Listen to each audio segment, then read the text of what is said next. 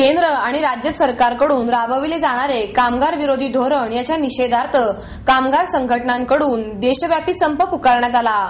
असंघटित क्षेत्रातील सर्व कामगारांना सामाजिक सुरक्षा पुरवावी, कामगार कायद्याचे कठोर पालन करावे, तसेच कामगारांचे निष्ठूर कंत्राटीकरण, सार्वजनिक मालमत्तेची छुपी निर्गुंतवणूक, कामगारांच्या सामाजिक सुरक्षेचा सर्वनाश या सर्वांमुळे लोकांमध्ये तीव्र असंतोष निर्माण झाला आहे आणि खासगी क्षेत्रातील आउटसोर्सिंगचा विरोध अशा अनेक मागण्यांसाठी देशातील प्रमुख कामगार संघटनांसह 5000 कामगार संघटना दिवसभर संपावर गेल्या होत्या। त्यामुळे सार्वजनिक क्षेत्रातील बँका, इन्शुरन्स व्यवहार आणि पोस्ट सेवा संपावर गेल्या।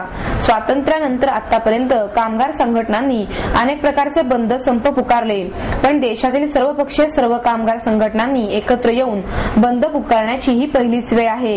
या आंदोलनाच्या माध्यमातून इंटक, आयटक, एआयटीयू, भारतीय कामगार सेना, भारतीय मजूर संघ आणि अन्य केंद्रीय कामगार संघटना प्रथमच एकत्र आल्या आहेत। भ्रष्टाचार ही लोकांची दुहेरी लोट आहे। मामलेदार कचेरीपासून स्पेक्ट्रम आणि कॉमनवेल्थ घोटाळ्यापर्यंत भ्रष्टाचाराचे विष पसरले आहे। भांडवलदार आणि राजकारणी हे एकच होत आहेत। लोकपाल ही जादूची कांडी नाही, तोही काही काळात या भ्रष्ट व्यवस्थेचा भाग होईल।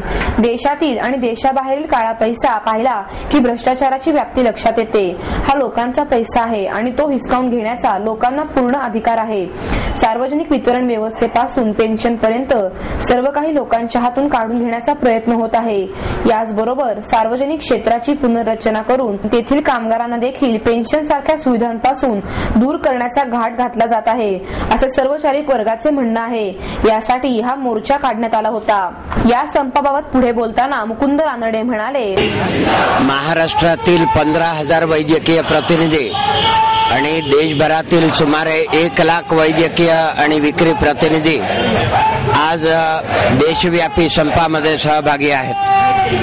वैद्यकीय प्रतिनिधींना सुरू असलेल्या कामगार कायद्यांची सुरक्षा मिळाली पाहिजे, महिला वैद्यकीय प्रतिनिधींना संरक्षण मिळालं पाहिजे आणि स्मॉल स्केल सेक्टरमध्ये कार्यरत असलेल्या वैद्यकीय प्रतिनिधींना 10,000 किमान वेतन मिळालं पाहिजे।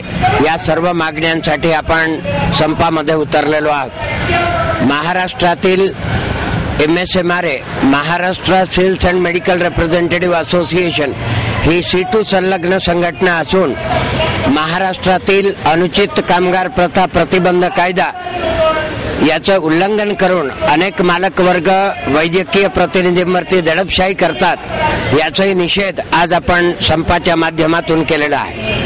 तसेच BSNL महाराष्ट्र परिमंडळाचे अध्यक्ष नागेश कुमार नलावडे म्हणाले, आजचा जो संप आहे सार्वत्रिक संप हा संपूर्ण पब्लिक सेक्टर आणि केंद्र सरकारचे जे उद्योग आहेत त्या प्रॉफिट उद्योगाला खासगीकरणाच्या माध्यमातून विकण्याचा जो घाट घातलेला आहे त्याच्या विरोधात हा संप आहे।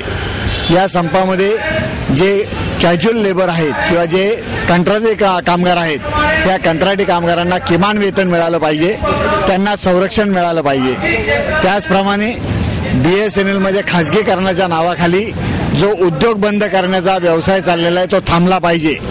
केंद्र सरकारने कामगार विरोधी धोरणं जी आहेत ही धोरणं बदलली पाहिजेत आणि कामगारांना पूरक अशी धोरणं अवलंबवली पाहिजे।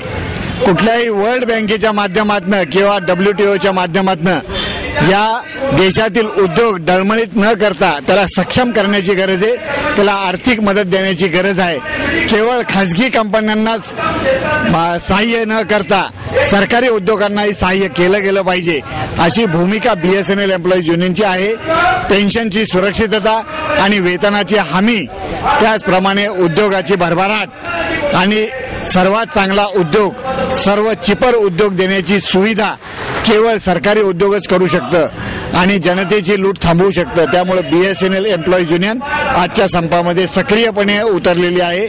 यामध्ये सर्व नॉन एक्झिक्युटिव्ह कर्मचारी आणि एक्झिक्युटिव्ह मधल्या काही कर्मचारी संपामध्ये सहभागी आहेत।